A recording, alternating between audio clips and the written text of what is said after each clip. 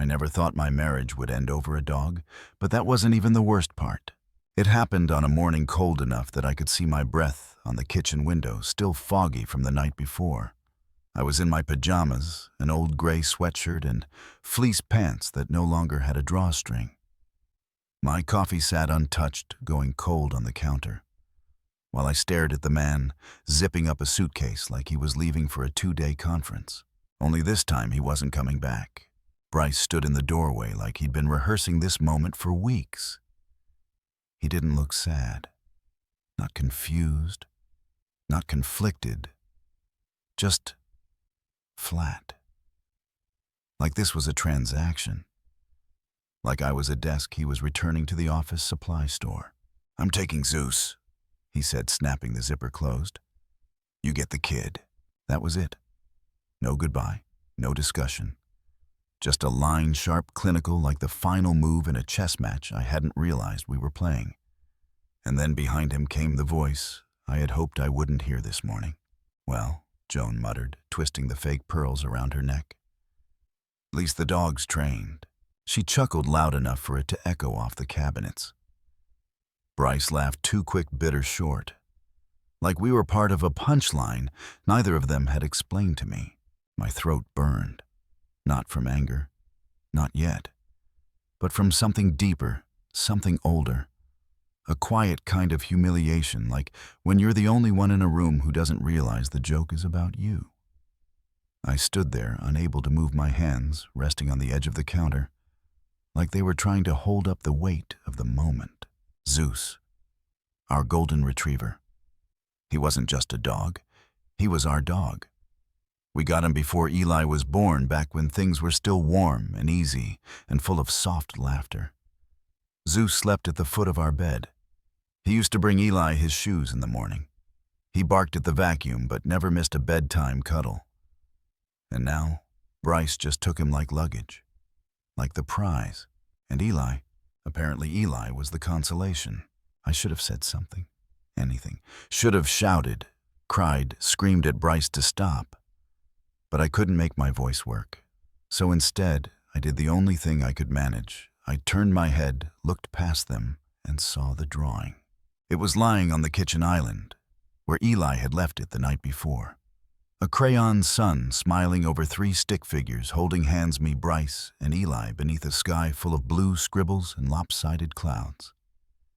The kind of drawing that made you want to believe the world was still okay. I picked it up. Then I walked right past them. Eli was in the next room, cross-legged on the carpet, headphones on, coloring quietly. His cheeks were flushed, eyes narrowed in focus. He didn't see the storm unraveling in the kitchen. Not yet. And in that moment, as I stood in the doorway, clutching his drawing, I made a silent vow. He will never think he was the problem. Let Bryce take the dog. Let Joan think she won. I'll take the boy, and I'll take the truth with me. The next 3 days passed in a blur of cardboard boxes and taped-over memories. I didn't cry. Not then. I couldn't afford to. There was school to coordinate, groceries to buy, papers to sign. Life didn't pause for heartbreak, not when you were someone's mother. We moved into a small 2-bedroom apartment across town. It wasn't glamorous. The walls were thin, the carpet old, and the heater made a strange clanking sound every time it kicked in. But it was ours. For the first time in years, the space felt honest. I painted Eli's room light blue and strung star-shaped lights around the ceiling. He liked it when the stars watched over him. I set up my desk by the window, reopened my freelance accounts, and started taking on design work again. It wasn't much, but it gave me time with Eli. And time was the only currency I trusted anymore. Bryce didn't call. Joan didn't ask how Eli was adjusting. Zeus's leash hung in the hall closet, silent. Mornings were the hardest. Eli used to bounce down the stairs asking about dinosaurs and breakfast cereal and whether worms had hearts. Now I'd find him already dressed, sitting at the kitchen table just staring into his bowl of cereal like he was waiting for something to make it taste like home again. One morning, I found him clutching one of Zeus's old tennis balls, just holding it. Quiet. I didn't say anything. I just sat next to him and put my hand over his. We didn't need to speak the same grief to feel it. There's something about the silence after someone leaves that feels louder than any fight. It's not the slamming door that haunts you. It's the stillness after. The hooks on the wall where his coat used to hang. The drawer that closes too easily because his things are gone. The gap in the toothbrush holder. I kept waiting for the part where I'd fall apart. But instead I got up every morning, made breakfast, packed lunch, walked Eli to school. Every day I built something. Quietly. A new life. A safe place. A mother who showed up. Because if Bryce thought leaving me with the kid was punishment, he didn't understand who he had left behind. He didn't understand who he'd underestimated. Some nights I'd sit in bed with my laptop open, scrolling through freelance gigs, while Eli slept.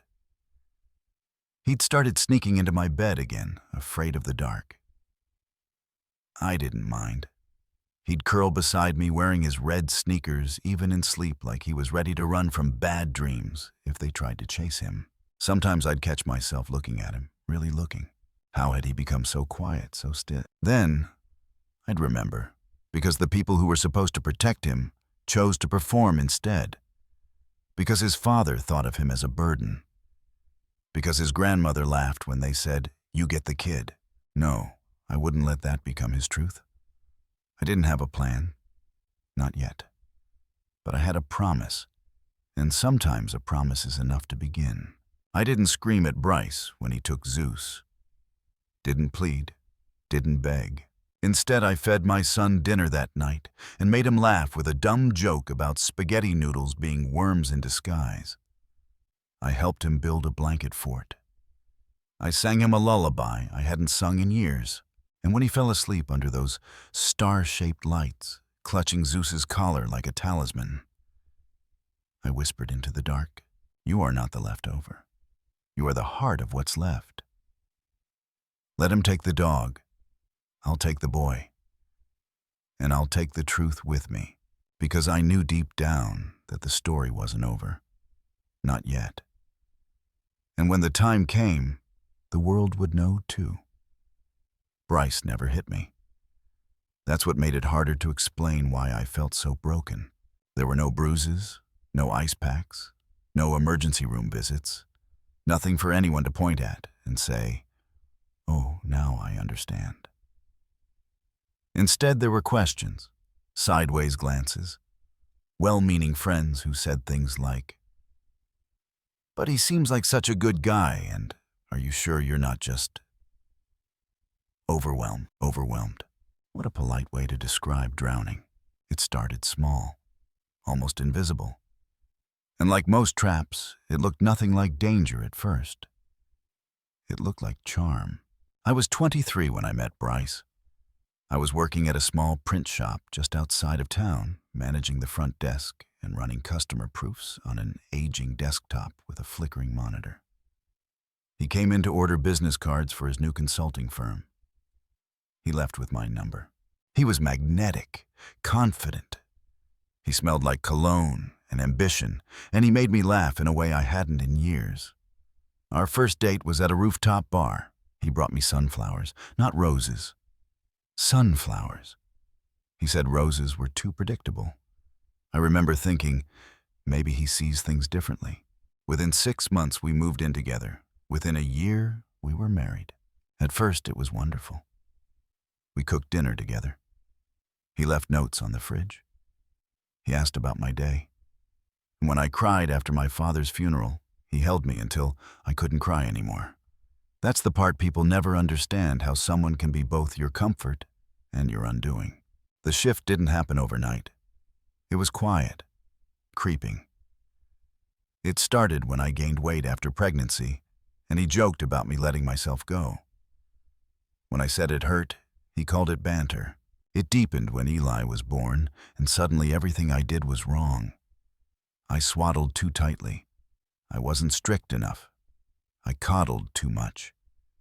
He'll never be strong if you don't let him cry, Bryce said, standing over Eli's crib one night, like a judge handing down a sentence.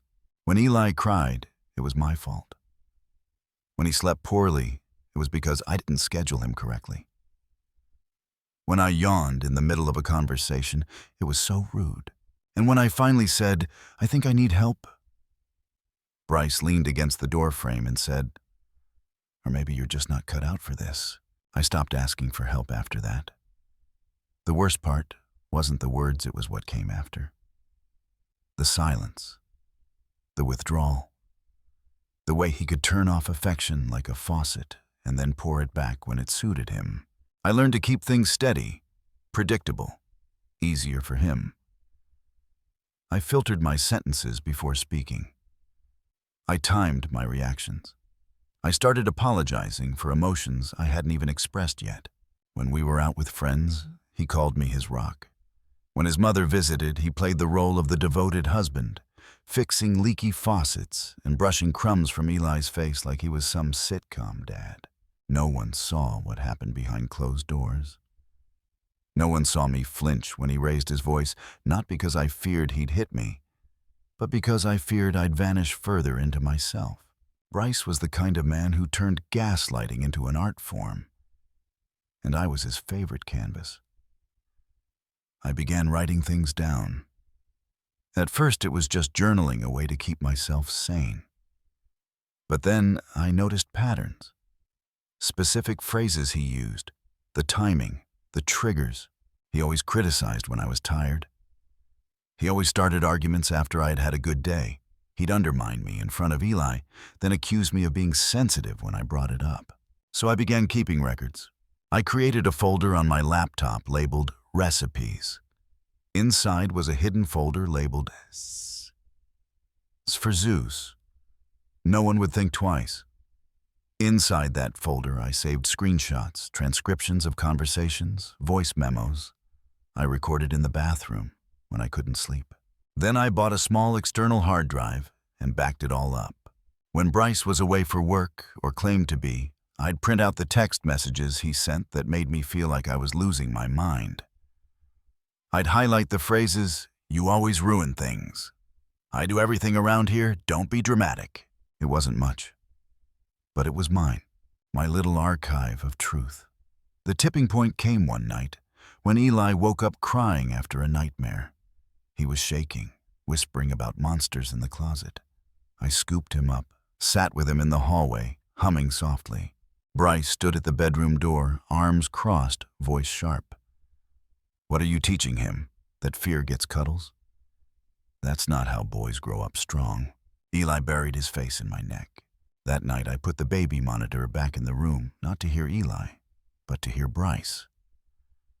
Not because I thought he'd hurt our son physically, but because I needed proof of how often he used words as weapons. I didn't know what I was going to do yet. I just knew I needed a plan. That's when I found Denise. A friend of mine, Marla from the freelance network, had gone through a messy custody battle and recommended her. "She doesn't blink," Marla had said. "She listens, but she doesn't blink." We met at a quiet cafe near downtown. Denise wore navy, no makeup, hair tied back. She didn't smile much, but she listened. I told her everything, slowly, carefully, like peeling off layers of wallpaper that had been there too long. When I paused, unsure of how to describe the years of emotional erosion, Denise leaned forward and said simply, "You're not the first woman to come in without bruises." And I exhaled like I hadn't in years. We started building a timeline. Emails, messages, the baby monitor logs, every belittling text, every passive-aggressive comment. We didn't dramatize, we documented. Denise explained the law judges like balance, Rachel.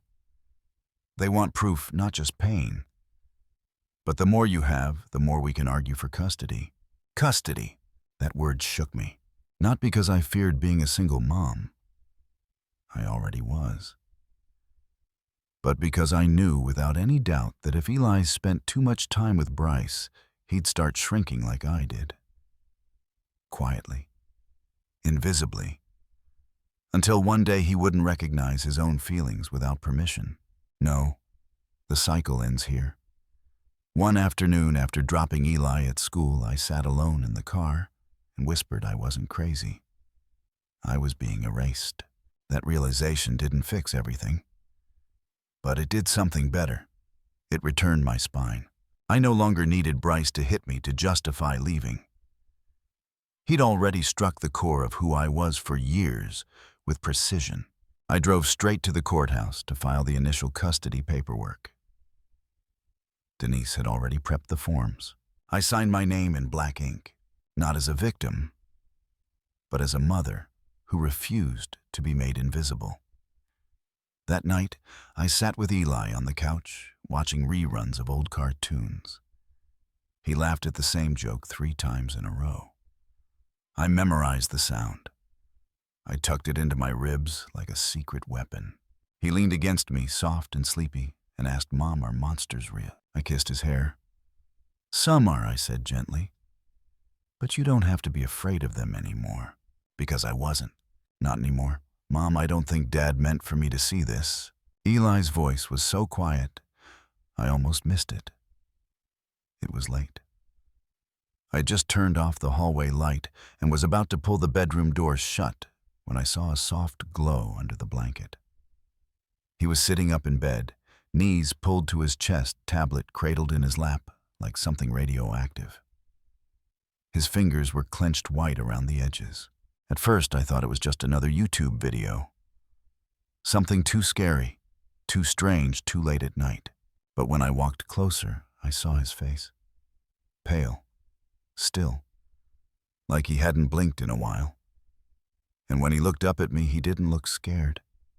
He looked broken. He held the tablet toward me. "I didn't mean to read it all," he said, his voice tight in his throat, but I couldn't stop. I sat down slowly on the edge of his bed and took the screen from him. There in plain black and white was a message thread, his father's name at the top, green bubbles stretching down the screen. And as I read the words, each line felt like a splinter pushing under my skin. "I can't wait to be done with that brat so I can get my real life back. He cries like a baby, just like his mom. Useless. Don't worry, I'll fix him once I get custody. Toughen him up." He wasn't texting Eli. He'd meant to send it to someone else. Maybe the woman I'd heard rumors about, maybe a friend. But it went to my son. And now my son was sitting in the dark asking if he was the reason his dad didn't love him. I couldn't breathe. "Is it my fault?" he whispered. "Did I do something wrong?" My hands were shaking, but my voice somehow stayed calm, steady. I put the tablet down and wrapped my arms around him. "No, baby," I said, and I felt those words pull up from my spine. "You didn't do anything wrong. He's the one who's broken, not you." He pressed his face into my shoulder, and I felt the way his body tried to disappear. That was the moment something inside me snapped into place, not from rage, but from clarity. This wasn't just cruel. It wasn't just careless. It was evidence, not for me, for him. After he fell asleep, I padded barefoot to the living room, tablet in one hand, breath still stuck in my chest. I opened my laptop, connected my hard drive, and began backing up everything. Every message, every word. I screenshotted the thread, labeled each file by date and time. Then I printed it twice. I labeled a folder in red ink for court. I didn't cry, not that night. I was too focused, too steady. The stillness that had lived in me since Bryce left was no longer grief. It had become direction. At 7:04 the next morning, I called Denise. She answered on the second ring. I didn't even greet her. "I have something," I said. Her voice changed instantly. "What is it?" I read her the message. There was a long pause. Then she said slowly, "Rachel, this could change everything." We met that afternoon at her office. I handed her the folder. She flipped through the pages with her sharp, deliberate hands. "You've kept this clean," she said. "Organized. Consistent. Judges care about that." I nodded, watching her place a bright yellow post-it on one specific message: "I'll fix him once I get custody." "Are you willing to escalate?" she asked without looking up. "I'm not letting him hurt Eli any further," I said. She looked at me. "That's not what I meant."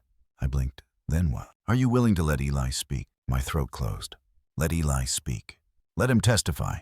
I hadn't thought that far ahead. I'd prepared everything for him.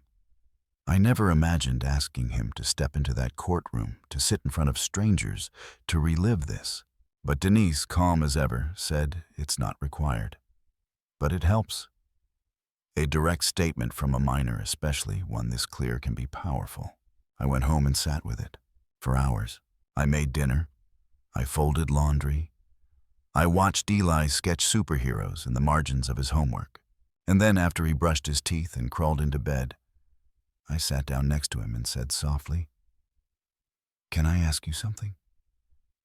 "Just a question." He looked up from his book. "You don't have to do anything I said. But if the judge wanted to hear from you, if you wanted to tell him what Dad said and how it made you feel, would you want it?" He was quiet for a long time. Then he said something that stopped my heart. "You always tell me to speak up when something isn't right." I nodded slowly. "Is this one of those times?" he asked. I blinked back tears. "Yes, baby, it is." He took a breath. Then he said, "Okay, I'll talk." The days that followed were quiet but different. We worked with Denise to prepare a statement. We wrote it together at the kitchen table with juice boxes and graham crackers and breaks for cartoons. I let Eli choose every word. I didn't edit for polish. I just helped him find what he wanted to say. He practiced reading it out loud to me, then to Denise, then by himself. Each time his voice got stronger. In the meantime, I gathered everything else. I laid out the timeline of Bryce's contact, or lack thereof. His missed birthdays, his refusal to attend school meetings, the texts he sent blaming me, the ones that gaslighted Eli.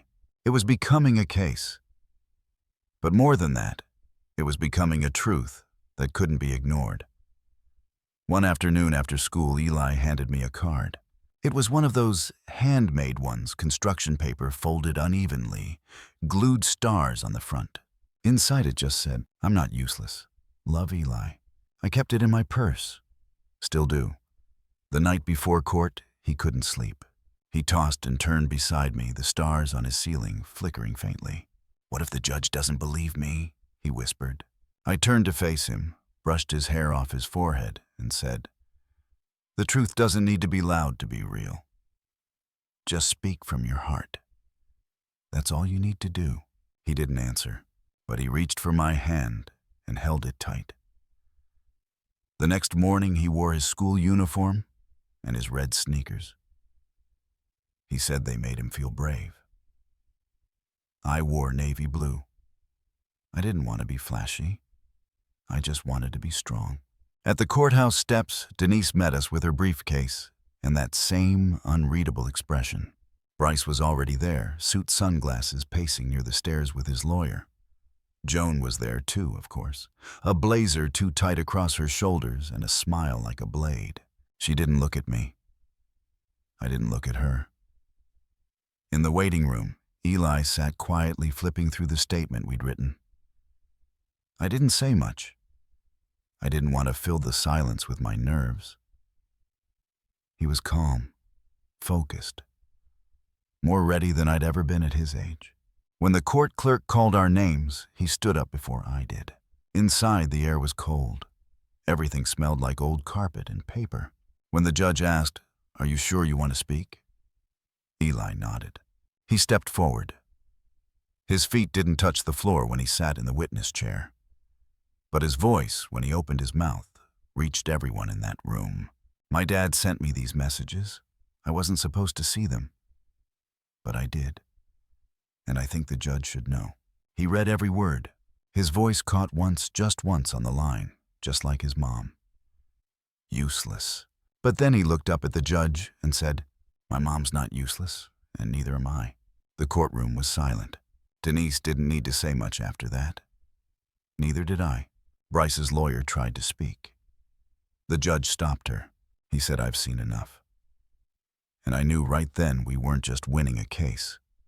We were reclaiming a voice that had been ignored too long. He didn't want comfort. He wanted truth. And truth spoken by a child with red sneakers and a shaking voice was the loudest thing I had ever heard. His feet didn't even touch the floor. But his words shook the room. That morning, Eli wore his school uniform, the blue button-up, the khaki pants that were a little too long at the ankles, and the red sneakers. He said they made him feel brave. I didn't argue. I just tied the laces tighter and smiled like my hands weren't shaking. I wore navy. Simple earrings. No makeup except for concealer under my eyes. Not because I wanted to look good. I just didn't want to look tired. Not today. Not when the world would finally listen to a voice they'd ignored for far too long. The courthouse lobby smelled like old paper and burnt coffee. Denise met us there, her briefcase already open, eyes scanning our case file like it was a battlefield map. She nodded once. I nodded back. We were ready. Bryce was already inside, posture sharp, suit tailored. Joan sat behind him in her favorite navy blazer, scanning the room like she owned it. She didn't smile. Not this time. I reached for Eli's hand as we were called in. His fingers were cold but steady. "You still want to do this?" I whispered. He didn't answer with words. He just squeezed my hand and let go. The courtroom was cold. The kind of cold that seeps into your bones, not from temperature, but from tension. Everything was beige and stiff. The walls, the chairs, the voices. Even time felt like it was holding its breath. We took our seats. Eli beside me, feet dangling from the wooden bench, notebook resting in his lap. He clutched it like a shield, like every line inside had become his armor. Across from us, Bryce sat rigid. Perfect posture, perfect silence. He didn't look at Eli, not once. Joan sat behind him. Lips pursed, pearl earrings gleaming under the courtroom lights. I could feel her eyes on the back of my head. They didn't scare me anymore. The hearing began. Bryce's lawyer stood first. She was polished, polite, practiced. She laid out a narrative we'd heard before.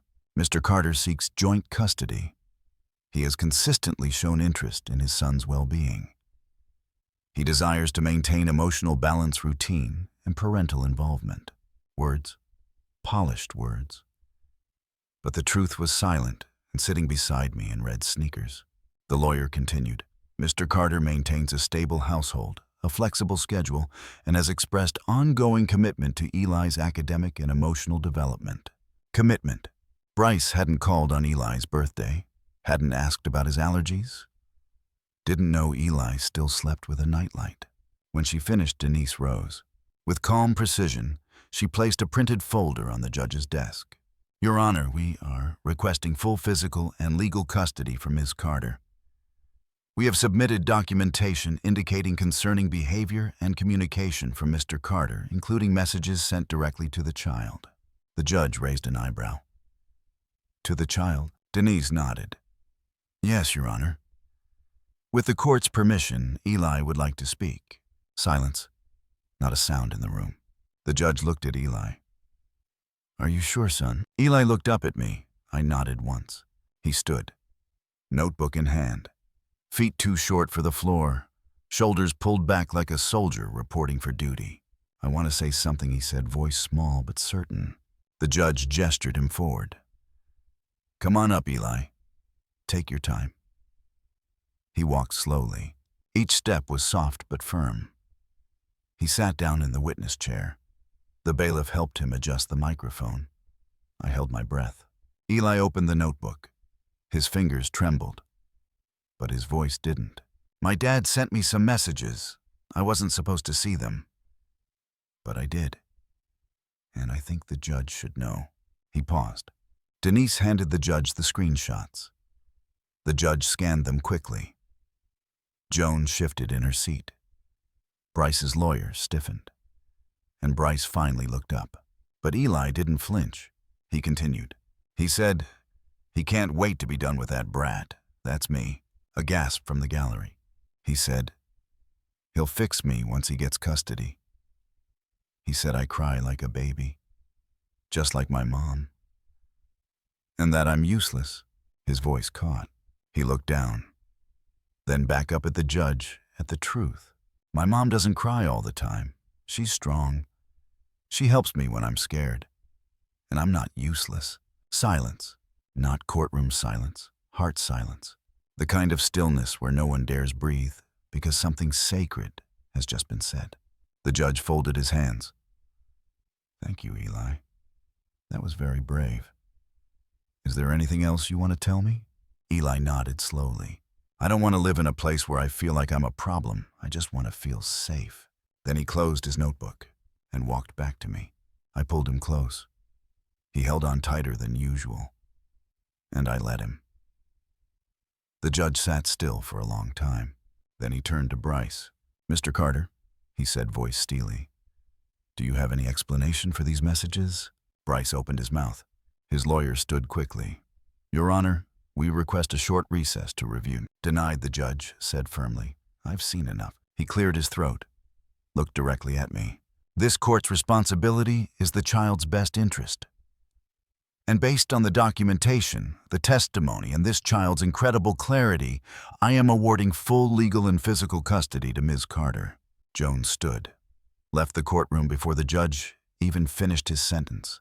Bryce didn't speak, didn't argue, didn't move. He just stared down at the table, trapped in the cage of his own words. Outside, the sky had shifted. The clouds were breaking. Not a full sun, but a hint of light. We stepped out into the cold. Eli reached for my hand. "Can we get pancakes now?" he asked softly. I laughed. A real laugh. The kind that comes from the stomach, not the throat. I bent down and kissed the top of his head. "Absolutely. We didn't talk about court over breakfast." He ordered pancakes with whipped cream and chocolate chips. I drank my coffee, still too warm to hold without the sleeve. The syrup bottle made a squeaky sound, and Eli laughed like nothing had happened. But something had happened. Something irreversible. Something quiet and seismic. The courtroom hadn't just granted me custody. It had returned something bigger, Eli's voice, his dignity, and mine. I didn't cry that day, not out of pride, but because I'd cried enough for a lifetime already. Because I had nothing left to grieve. Because I had everything that mattered sitting across the table from me asking for a second helping of pancakes. He wasn't broken. He was brave. He didn't just speak. He stood. And I, after years of silence, stood with him. Bryce took the dog. He thought he won. But I got the boy. And he's everything. It's strange how life reshapes itself after the storm. For weeks I had braced myself for the aftershocks, more court motions, angry voicemails, Joan's passive-aggressive emails. But none came. Just silence. 2 weeks after the courtroom doors closed behind us, I received the final custody order by mail. A crisp envelope heavy with validation, full custody granted. Supervised visitation only pending therapy and review. Bryce hadn't appealed. Instead, he disappeared. Denise called to say he'd moved to another state. Bought a townhouse, apparently. Started over with someone new. There was no goodbye, no final performance, just a blank space where he used to stand. And for the first time in years, that space didn't feel like a loss. It felt like freedom. Our apartment felt different after the hearing, not bigger, but lighter. The kind of light that comes after you throw open the windows and let stale air out. Eli's laugh returned first, like a sound that had been stuck inside his chest for too long. It came in bursts, watching cartoons tripping over his own shoelaces, messing up pancake batter, and calling it science. Then came the sleep, full nights, No more creeping into my bed at 2 Huzru a.m., no more clutching Zeus's old collar like a life raft.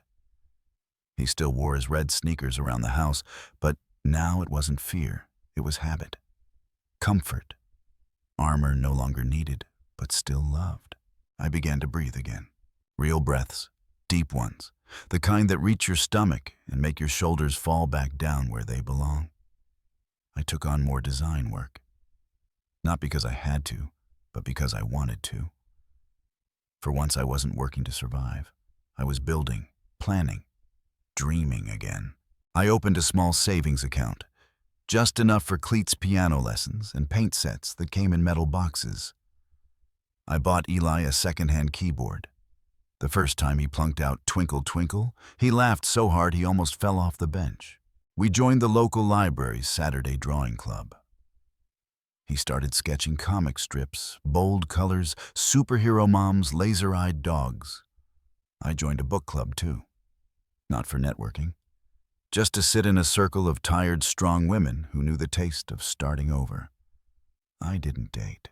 Not because I was angry, because I was full. My days were enough. My nights were calm. And for the first time in my adult life, I didn't feel the need to shrink myself to be loved. I wasn't apologizing for my silence. I wasn't over-explaining my kindness. I wasn't waiting for permission to rest. Eli and I created our own rhythm. Pizza Fridays. Don't say boring words. Tuesdays where we tried to outdo each other with weird vocabulary. Morning dance-offs while brushing teeth. The apartment wasn't just where we lived. It was where we healed. One afternoon, while I was cleaning the kitchen, Eli came into the room with a folded piece of paper behind his back. I made something, he said, grinning. I turned off the faucet, dried my hands, and kneeled. He held it out, a drawing bold and messy and utterly perfect. It was me, wearing a bright purple cape, holding a golden waffle tray, like a shield hair flying in the wind, standing in the sky with big block letters overhead. Truth saves the day. I stared at it for a moment, then looked at him. This is incredible. He shrugged, suddenly shy. It's just something I saw in my head. I walked to the fridge, cleared space between a grocery list and a magnet that read, "One day at a time," and pinned it right in the center. I didn't cry. Not because I wasn't moved, but because it felt like a medal. A quiet, hand-drawn medal. One that said, "You showed up." And he noticed. That night, as we brushed our teeth side by side, he looked at me through the mirror and said, "Do you think people ever stop being mean?" I paused. "Some people never learn how to be kind," I said. "But some people just forget. And then life gives them a reason to remember." "Did Dad forget?" he asked. I thought carefully. I think Dad never really learned. Eli nodded like he understood more than a 9-year-old should. Then he asked, "Are we going to be okay?" I smiled. "We already are." Bryce never contacted us again. Joan didn't send birthday cards or messages. At first, I expected them to come back loud, demanding destructive. But instead, they vanished the way smoke does when a room finally breathes again. Sometimes people leave not because they've changed, but because they've run out of performances to give. And for Bryce, the mask no longer worked. Not in court. Not with Eli. Not with me. His silence wasn't a punishment. It was a surrender. A few months later, I took Eli to the spring fair.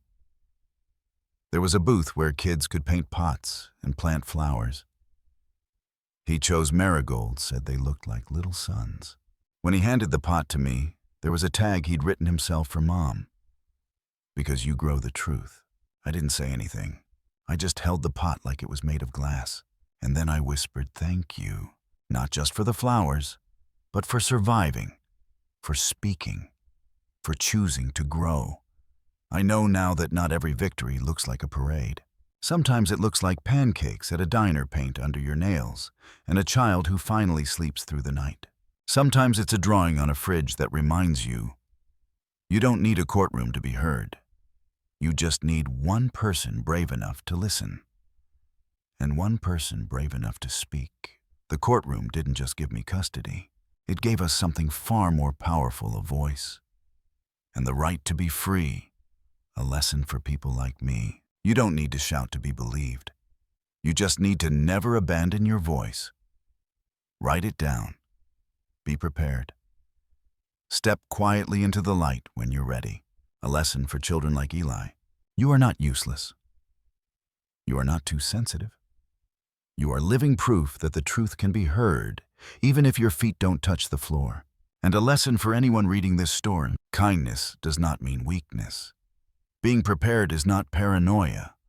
The truth held in your hands and spoken with a trembling voice has more power than any threat. Bryce took the dog. He thought he took the best part. But I got the boy. And he is the whole story. The story, the hero with the red shoes, is more than just a custody battle. It's a journey of a mother reclaiming her voice and a son discovering the quiet power of truth. Bryce thought he won when he took the dog, but what he underestimated was the strength of a woman who chose silence over spectacle, preparation over panic, and love over fear. Through every screenshot, every sleepless night, every decision made with intention, Rachel taught us something vital. Strength doesn't always roar. It often whispers, "I'm still here." And Eli, with his red shoes and brave little notebook, became the voice for every child who was told they were too small to matter. He wasn't just a witness in a courtroom. He was proof that the truth, even when spoken softly, can shake the walls. What this story taught me: not all wounds are visible. You don't need to be loud to be heard. You just need to be clear and steady. Sometimes the thing others discard becomes the most powerful source of healing. If this story moved you or reminded you of someone who fought silently and stood tall, I invite you to like this video, share your thoughts in the comments, and subscribe to the channel for more real-life stories of quiet strength, justice, and resilience. Because in a world full of noise, the ones who prepare quietly, speak calmly, and stand with truth are often the ones who change everything. The courtroom didn't just grant custody. It returned dignity. It restored a voice. And it reminded us all that even the smallest voices deserve to be heard.